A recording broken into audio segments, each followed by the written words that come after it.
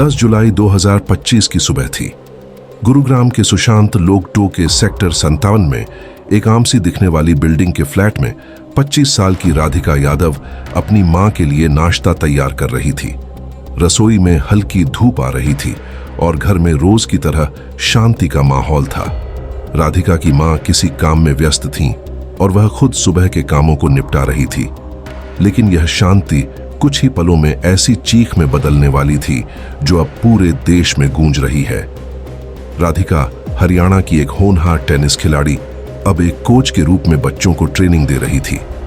उसने अपने दम पर खेल के क्षेत्र में नाम कमाया था और गुरुग्राम में खुद कोर्ट बुक कर बच्चों को सिखाना शुरू किया। कोई बड़ी अकादमी नहीं, कोई बड़ा नाम नहीं, सिर्फ उसकी मेहनत, आत्मनिर्भरता और जुनून। वह सोशल मीडिया पर भी एक्टिव थी। उसके इंस्टाग्राम पर अच्छी खासी फॉलोइंग थी। लेकिन क्या यह सब उसकी जिंदगी की कीमत बन जाएगा, ये किसी ने नहीं सोचा था। लगभग 10:30 बजे एक धमाके जैसी आवाज हुई। मां को लगा कि शायद प्रेशर कुकर फट गया है, लेकिन रसोई से चीख की आवाज आई।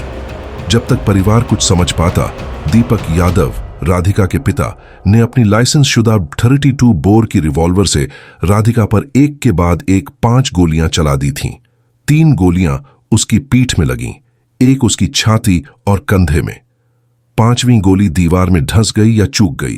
नीचे फ्लैट में रहने वाले राधिका के चाचा कुलदीप यादव शोर सुनकर भागते हुए ऊपर आए। रसोई का नजारा देखकर उनके होश उड़ गए। उनकी भतीजी राधिका खून से लथपथ जमीन पर पड़ी थी। उन्होंने तुरंत उसे अस्पताल ले जाने की कोशिश की, लेकिन तब तक बहुत देर हो चुकी थी। अस्पताल में डॉक्टरों ने उसे मृत घोषित कर दिया।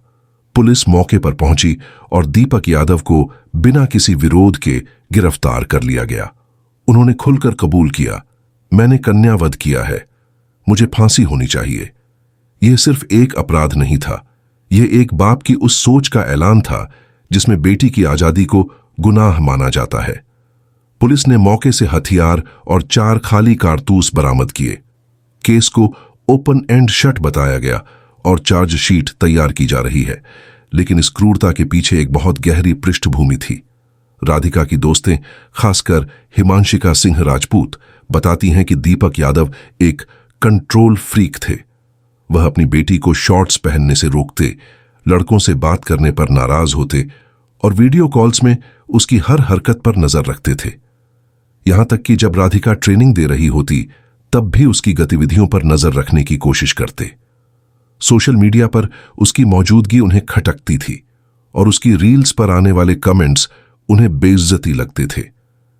3 दिन पहले से दीपक यादव ने हत्या की तैयारी शुरू कर दी थी। उन्होंने अपने इरादों को छिपाया नहीं। वह गांव वालों के तानों से टूट चुके थे। लोग कहते थे कि वह अपनी बेटी की कमाई पर जी रहे हैं, जबकि उनके पास खुद की प्रॉपर्टी और रेंटल इनकम थी। लेकिन यह ताने उनके पुरुष अहंकार को सहन नहीं हुए। ये सम्मान और मर्यादा की बातें असल में उनके अंदर गहरे बैठे पितृसत्तात्मक जहर का नाम थीं। राधिका का सोशल मीडिया अकाउंट हत्या से कुछ दिन पहले डिलीट कर दिया गया था। यह बताता है कि वह मानसिक रूप से दबाव में थी। एक लड़की जिसने खेल के जरिए अपने आत्मविश्वास को पहचाना, जिसने अपने दम पर पहचान बनाई, वो अब अपने ही घर में दम घोंटने लगी थी। पोस्टमार्टम रिपोर्ट में यह सामने आया कि राधिका को 4 गोलियां लगी थीं, जबकि एफआईआर में 3 गोलियों की बात कही गई थी। इसका मतलब था कि या तो गिनती में लापरवाही हुई या किसी तथ्य को जानबूझकर छिपाया गया।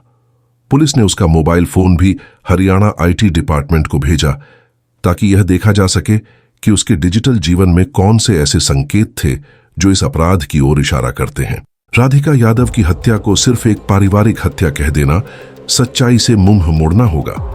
यह एक क्लासिक ऑनर किलिंग है जो भारतीय समाज की उस जड़ सोच से निकली है जहां लड़की की आजादी, उसकी पहचान और उसकी स्वतंत्रता एक अपराध बन जाती है। दीपक यादव की मानसिकता, उनके बयानों और हत्या की प्लानिंग से साफ था कि यह एक सुनियोजित अपराध था। उन्होंने न सिर्फ बेटी की जान ली, बल्कि उसे मारकर यह भी जताया कि वह इस अपराध पर शर्मिंदा नहीं है, बल्कि गर्व महसूस कर रहे हैं। गांव वालों की सोच, रिश्तेदारों के ताने और समाज की नजरों ने एक पिता को उस बिंदु तक पहुंचा दिया जहां उसे अपनी बेटी की तरक्की अपमान लगने लगी। जो बेटी कभी गर्व की बात थी, वही अब शर्म बन गई। और यह शर्म किसी गलत काम की नहीं थी। यह शर्म थी उसकी हिम्मत की, उसकी आवाज की और उसकी आजादी की।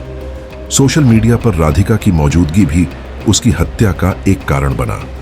वह रील्स बनाती थी, ट्रेनिंग के वीडियोस डालती थी और जिंदगी को अपने तरीके से जीती थी। लेकिन ये सब उसके पिता के लिए बदनामी बन गया। उन्होंने राधिका को कई बार धमकाया था और आखिरी दिनों में वह अंदर से टूटी हुई थी। इसी कारण उसने इंस्टाग्राम अकाउंट डिलीट किया। दीपक यादव ने जो किया वह एक अपराध नहीं बल्कि एक वैचारिक युद्ध का प्रतीक है। उस सोच के खिलाफ जो औरत को संपत्ति समझती है, जो यह मानती है कि बेटी का जीवन उसकी मर्जी से नहीं, परिवार की इज्जत से चलेगा। हत्या से पहले कोई बहस नहीं हुई, कोई लड़ाई नहीं, बस एक चुप निर्णय लिया गया। अब बहुत हो गया। इस केस के बाद देश भर में आक्रोश फैला। ट्विटर, इंस्टाग्राम और न्यूज चैनल्स पर राधिका का नाम ट्रेंड हुआ। जस्टिस फॉर राधिका के साथ लोग अपनी राय रख रहे थे। कई लड़कियों ने अपने अनुभव शेयर किए कि कैसे आज भी उनके घरों में उन्हें सीमाओं में रहने की हिदायत मिलती है। कैसे लड़की हो लड़कों की तरह मत बोलो जैसे डायलॉग अब भी सामान्य हैं। समाज ने इस केस में सिर्फ हत्या नहीं देखी, उसने एक चेतावनी देखी।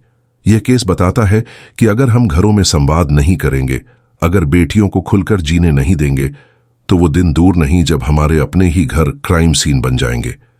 राधिका की कहानी खत्म नहीं हुई है। वह अब एक आवाज बन चुकी है उन हजारों लड़कियों की जो आजादी चाहती हैं, जो अपने दम पर कुछ बनना चाहती हैं, लेकिन जिनकी राह में सबसे बड़ा रोड़ा उनका अपना परिवार बनता है। यह कहानी हमें यह सोचने पर मजबूर करती है, क्या हम वाकई 2025 में जी रहे हैं या अब भी 1925 की मानसिकता में फंसे हैं। अंत में राधिका की कहानी यही सिखाती है कि समाज तब सुरक्षित बनेगा जब घरों में डर नहीं, संवाद होगा। जब बेटियां घर में सिर्फ बेटी नहीं, एक स्वतंत्र व्यक्ति मानी जाएंगी।